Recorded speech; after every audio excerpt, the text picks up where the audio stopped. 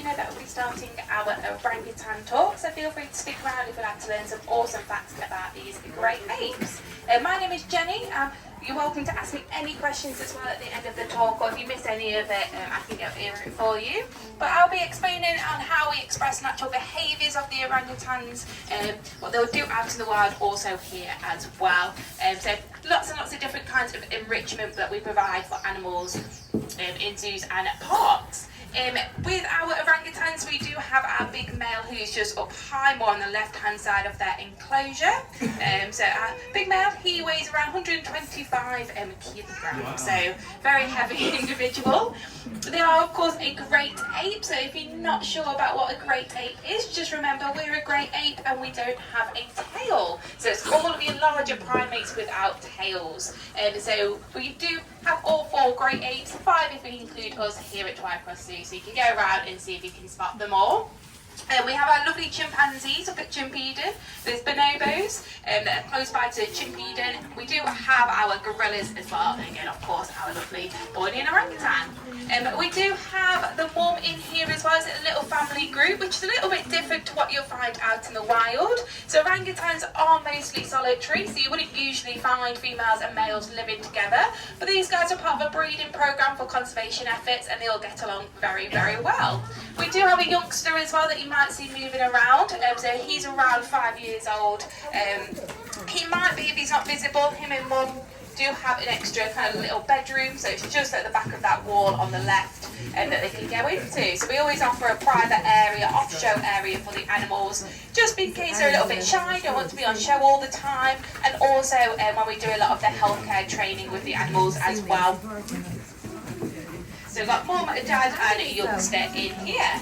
So these are the only great ape that come from Asia, and as you can see, the males are a lot larger in size, and they do have those big cheek pads as well. We call them phalanges. So they only really have a purpose when it comes to males and females coming together. They're more purely on their looks, just like we do as well when we come together. So females will take a fancy to a male, and then of course breed and have a family. So he's up there, he's still got some wood wool on top of his head. It's a very soft substrate, but sometimes he has cardboard boxes as well, part of enrichment that he can put on top of his head. It is actually a natural behaviour. So in the wild, they'll make nests just like we make our bed every day. These guys make nests out in the wild, up high in the trees, and they make a little shelter as well to keep them dry from the rain. So it is natural behaviour. He's probably feeling very comfortable as well with it on top of his head. So other ways we express those natural behaviours is food. So these guys are classed more of an omnivore. They can actually eat meat in the sense of insects. So what we do, we feed them either insects or other types of food, and we hide their food around for them. So again, they have to go out foraging like they would in the wild. So if you have a look at the wall, the climbing wall just below the male, so of course they can climb on there, they can move about on it, play on it, but they just have little tiny holes inside, so they've got little blue tubes. And out there the back of that wall is a keeper corridor, so they don't always have to go in, move the orangs out to go in to fill them holes up. What they can do is put food from the other side in those tubes. So again, these guys will use their fingers, they use tools just like we do, so their fingers. If we've given them any browse as well, so any species of trees that are suitable for them, they'll use the branches to scoop out that lovely food from those tubes. So their natural behaviour out in the wild will be picking insects from different areas like tree stumps and so on, so they can have a nice tasty meal. We do offer them other food as well, so you might see some evidence on the floor, but with our primate species, always look high up. So a lot of the primate species like to be high up, and these guys hardly come down to the floor in the wild. If you think it's very safe high up in the trees, you can see everything around you. And if you're eating a lot of fruit in your diet, so the fruit can take about 60% of their diet, then the best fruit is kind of high up in the trees rather than lower down.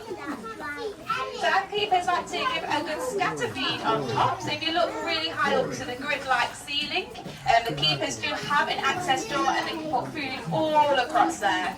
So anything from a tiny bit of fruit, so when it comes to primates in zoos, we don't offer them a lot lots of fruit like they would eat in the wild because it's very high in sugar levels. So humans have genetically changed fruit to make it sweeter for our taste. So when animals are eating fruit out in the wild, it's naturally grown. So we have to keep an eye out how much fruit that we are providing them because it can cause health problems, obesity and so on. So they get fruit for a little treat, and also when it comes to their healthcare training as well. Lots of healthy vegetables though, so you might see a good mixture of cabbage and lettuce and so on. Some on the floor right in the middle. And they can collect it throughout the day as well, so again they can forage. But I mentioned about hiding their food, so you might see some things like cardboard boxes, Kongs as well, quite frequently used to hide food. So again they have to try and find it. But everything in there is expressing natural behaviours just like that rope system. So the rope system basically acts like branches. So when they're moving around they're really, really wobbly, so they have to use their balancing skills. And of course our keepers can change a lot of the things around inside their enclosure. So they have to plan their route around the enclosure when the ropes do change in different directions. So I mentioned at the start that we have a little family group. These guys are Bornean orangutans, but there are actually different types of orangutans. There are 3 full species altogether. I don't know if you guys have heard any others before. You may have heard of the Sumatran orangutan, but there is actually a 3rd species newly discovered that we don't know too much about, and that's called the Tapanuli orangutan. So Tapanuli is the south of Sumatra. So 3 different orangutans. Unfortunately, all 3 are classed as critically endangered. So when you have a look at the signs, the information signs about the animals, you might see lots of different categories with a red circle around one category. So that is what the IUCN Red List has put the animal into. So it depends on different threats, on of course the numbers of them out in the wild. Unfortunately, numbers keep going down. From critically endangered, they go straight into extinct in the wild. And our lovely orangutans are really important for a nice, healthy ecosystem. So they're classed as a seed disperser. So when animals eat lots and lots of fruit, of course they digest this in their bellies. There might be seeds from that fruit into their bellies, and then of course they have to go to the toilet at some point. So when they're moving around these rainforests, high up in the trees, the poo drops down to the floor. It acts like fertilizer, and potential trees from those seeds in the poo may grow. So that's future food for other animals that live in the rainforest and for the orangutans, and also safety as well. A lot of animals down below like to hide in all of the coverage away from predators. So these guys' threats do range from habitat loss, so just areas from agricultural land expanding onto areas where they would live. You might have heard of palm oil as well.